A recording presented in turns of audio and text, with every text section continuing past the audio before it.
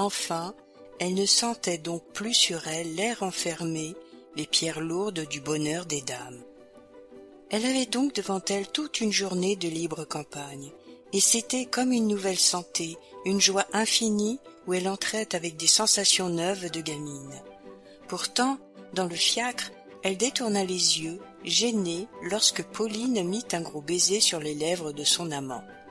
Le fiacre roulait. On arriva à la gare de Vincennes juste pour un train.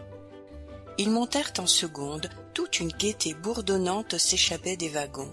À Nogent, une noce débarqua, au milieu des rires.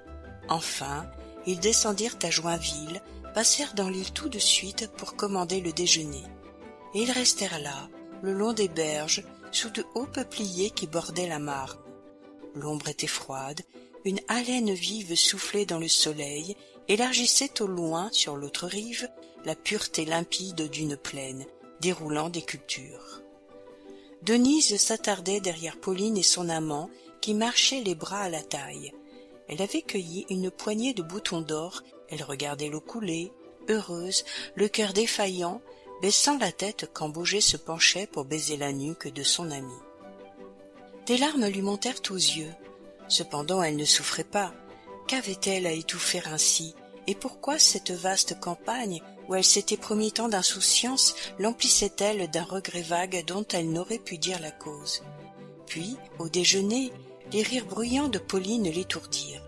Celle-ci avait voulu manger sous un berceau, malgré la fraîcheur du vent. Elle s'égayait des souffles brusques qui rabattaient la nappe. Elle trouvait drôle la tonnelle, nue encore, avec son treillage repeint, dont les losanges se découpaient sur le couvert. D'ailleurs, elle dévorait, d'une gourmandise affamée de fille mal nourrie au magasin, se donnant dehors une indigestion des choses qu'elle aimait.